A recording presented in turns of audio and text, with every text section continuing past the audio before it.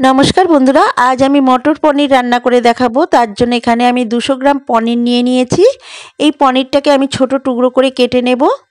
पनीरगुलो देखुन छोटो टुकरो करे केटे नेওয়া হয়ে গেছে। ठीक एरकम छोटो छोटो टुकरो करेই केटे निते हबे। एटाके आमी भाजबो ना, এইভাবে কাঁচা অবস্থায় রেখে দেব। এবারে একটা মশলার পেস্ট করে নেব। এই রান্নার জন্য একটা মিক্সিং জারে কিছুটা পরিমাণে আদার টুকরো নিয়ে নিলাম আর একটা বড় সাইজের টমেটো কুচি করে কেটে আমি দিয়ে দিলাম আর দেব একটা কাঁচা লঙ্কা। ঝালটা আপনারা আপনাদের পছন্দ মতো দেবেন। একটা কাঁচা লঙ্কা দিয়ে এটার একটা মিহি পেস্ট করে নেব। দেখুন মশলাটা আমার মিহি পেস্ট করে নেওয়া হয়ে গেছে। এই মশলাটাকে এক সাইডে রেখে দিয়ে আমি চলে যাব মূল রান্নায়। গ্যাসের উপরে একটা কড়াই বসিয়ে দিয়েছি, তাতে পরিমাণ মতো সর্ষের তেল দিয়ে দিয়েছি। তেলটা খুব ভালোভাবে গরম হয়ে গেলে 1 চা চামচ সাদা গোটা জিরে দিয়ে দেব আর 2টো তেজপাতা ছিঁড়ে দিয়ে দেব ফোড়নের জন্য। ফোড়নটা খুব ভালোভাবে একটু ভেজে নেব। ফোড়নটা খুব ভালোভাবে ভাজা হয়ে গেলে 2টো পেঁয়াজ কুচি করে রেখেছিলাম, সেই পেঁয়াজ কুচিটা দিয়ে দিলাম। পেঁয়াজ কুচিটা দিয়ে খুব ভালোভাবে ভেজে নিতে হবে। পেঁয়াজ কুচিটা যখন অর্ধেক ভাজা হয়ে যাবে তখন দিয়ে দেব 1 চামচ আদা রসুনের পেস্ট। আদা রসুনের পেস্টটা পেঁয়াজের সঙ্গে খুব ভালোভাবে ভেজে নেব। দেখুন খুব ভালোভাবে ভেজে নেওয়া হয়ে গেছে আমার পেঁয়াজ আর আদা রসুনের পেস্টটা। এবারে যে মশলার পেস্টটা করে রেখেছিলাম আদা টমেটো আর কাঁচা লঙ্কা, সেই মশলার পেস্টটা দিয়ে দেব। দিয়ে সমস্ত মশলাটা খুব ভালোভাবে একটু কষিয়ে নেব। আঁচটাকে মিডিয়ামে রেখে আমি এই মশলাটা কষিয়ে নিচ্ছি। এবারে এখানে আমি গুঁড়ো মশলাগুলো দিয়ে দেব। 1/2 চা চামচ হলুদ গুঁড়ো, 1/2 চা চামচ লঙ্কার গুঁড়ো, 1/2 চা চামচ কাশ্মীরি লাল লঙ্কার গুঁড়ো, এটা দিলাম তরকারিটার কালারের জন্য, আর দেব স্বাদমতো নুন। দিয়ে সমস্ত কিছু খুব ভালোভাবে কষিয়ে নিতে হবে মশলাগুলো ততক্ষণ কষাতে হবে যতক্ষণ না মশলাগুলো থেকে তেল ছেড়ে দিতে আরম্ভ করছে। মশলাটা একটু কষানো হয়ে গেছে। এবারে 1 চামচ চিনি দিয়ে দেব।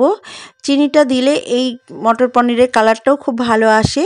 চিনিটা দিয়ে খুব ভালোভাবে মশলাটাকে আরও একটু কষিয়ে নেব, মশলাটা থেকে যতক্ষণ না তেল ছেড়ে দেবে।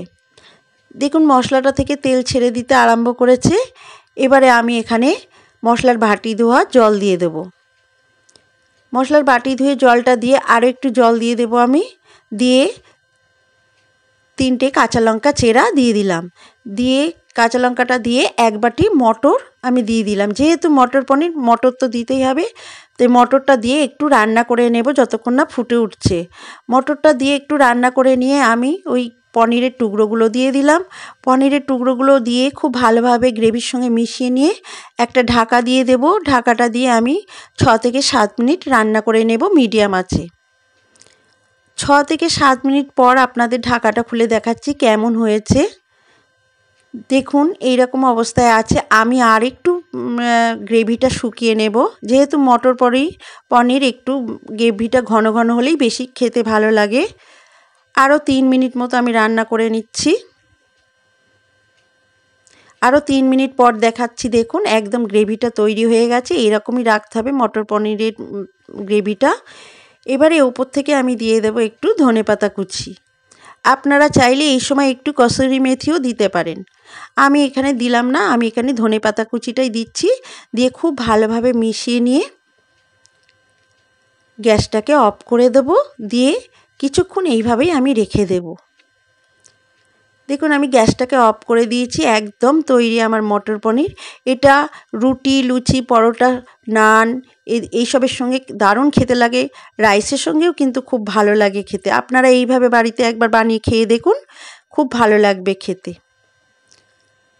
আমার আজকের এই মটর পনিরের রেসিপি ভিডিও যদি ভালো লাগে তো অবশ্যই একটা লাইক করবেন আর আমার চ্যানেলটিকে সাবস্ক্রাইব করে আমার পাশে থাকার অনুরোধ রইল। আপনারাও বাড়িতে এইভাবে বানাবেন। যদি বানান তো খেয়ে আপনাদের কেমন লাগলো কমেন্টসে জানাতে ভুলবেন না। আবার ফিরে আসবো পরবর্তী একটা রেসিপি নিয়ে। ততক্ষণে সবাই ভালো থাকবেন, সুস্থ থাকবেন আর ভিডিওটা দেখার জন্য সবাইকে ধন্যবাদ।